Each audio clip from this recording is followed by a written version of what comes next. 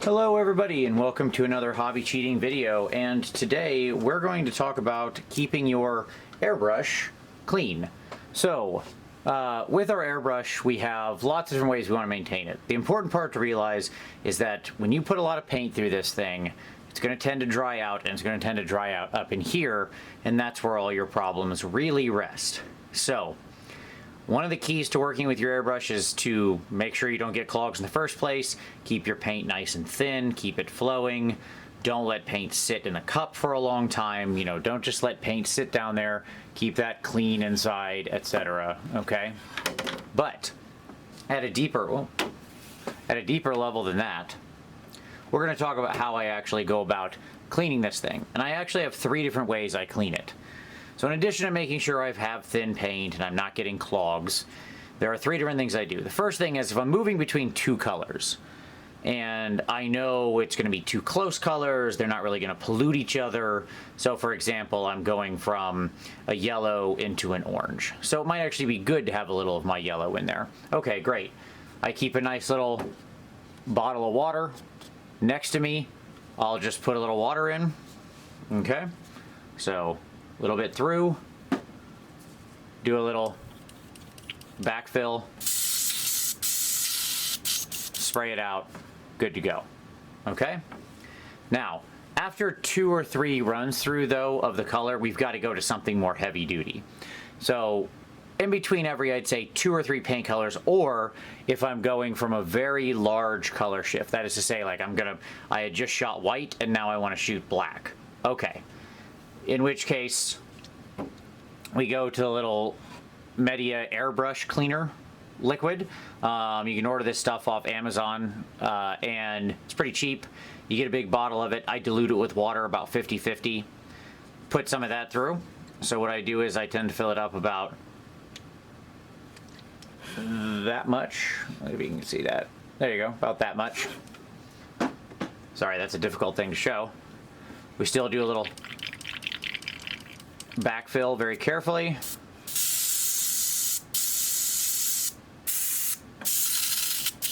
Run it through. And we're good. Then take some water, again, back to our regular water. Backfill. Run it through. Now comes the all-important 3rd step that I do in between my paint changes. First of all, I make sure I wipe out the cup, get any of that hidden paint that's up in there out. Keep that nice and clean. You don't want, and the reason why, that's actually useful, that's not just vanity. You don't want paint sitting up in here, because if you have dried paint on the sides and then at some point later it gets wet, it's going to fall down in there and now you've got a big chunk. And any kind of little dry chunk is going to cause you a lot of problems, because it only takes a tiny little piece getting caught in here to cause a real problem. So the next thing I do, I've run 2 things through. We go about the same amount of water again. Then unscrew our back. By the way, I'm using like a Grex here in this, a Grex XG3. You could use anything. Pull off the back, loosen up your chuck nut just a little there so the needle can move, and then in and out. Manually with the needle like that. We get that, make sure that needle's all nice and clean. Once I'm done with that, I might actually pull the needle out, make sure it looks nice and clean. Okay? So, you know, do a little test, make sure there's nothing on there, maybe get some water, run it down there, and then once I'm sure it's clean, very carefully, we thread our needle back in there, retighten the chuck nut.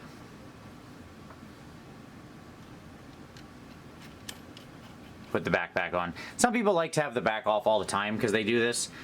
I am not one of those people. It's too dangerous to me because I will too easily bang the needle up against something. I'm not coordinated enough. If you're pretty sure you are, hey, knock yourself out. So that's a good in-between paints. You can see how quick I did that. It doesn't take that long. Okay? But then at the end of the day or something similar, you want to run that all through, and then you're going to want to give it probably a deeper cleaning. For that, we actually need to go, we get the airbrush off, okay? And we're gonna get the back off again. We're gonna, now every airbrush is a little different, but they all have the same basic premise in this. Loosen up our chuck nut, we're gonna carefully take out our needle. This is the most sensitive thing, and this little tip here is the most sensitive thing of the most sensitive thing. So you want to be very careful with that. So we put the needle somewhere very safe. And then what we're going to do is, most of the time you'll have some kind of way, what I like about the Grex is they have a nice magnetic tip. You can just pull off.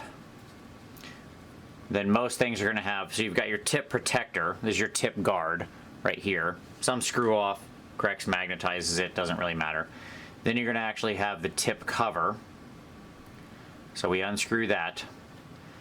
And what that's going to reveal is the nozzle right here. This is where most of your problems, if you have blockages, will get stuck. So what I like to do every so often, another reason I like the Grex is because you can do this. You can actually take off the paint cup, which I find nice. Not all of them can do that. What you're going to need to do, okay, is get down in there. You want to make sure that's all nice and clean. But then some have a separate needle, some have just the nozzle. Doesn't matter. The point is get this piece out of there however you do that. Most of them have some kind of tool you can use. Like Iwata has a little wrench, as does Grex that comes with a little wrench. So I'm going to get on here and I'm going to very carefully loosen it. I just loosen it with that. That's it. I don't unscrew it the whole way because I don't need to. I'm going to unscrew it the rest of the way with my fingers. Again, there are many different types of nozzles, doesn't really matter. However you get this tiny little piece off is what's relevant. Now comes something that no matter what camera I have, I can't show you. But in here is where you will tend to have most of your trouble. Okay? This little piece right here is where almost all clogs lie. Okay? Because all it takes is one tiny piece of dried paint to get in here. Now there's a couple different ways to get this clean. You can, if you've got like a sonic cleaner, you can generally get stuff to loosen up and come out in that way. You can also, if you're very brave and very careful, you can also make sure it's very wet.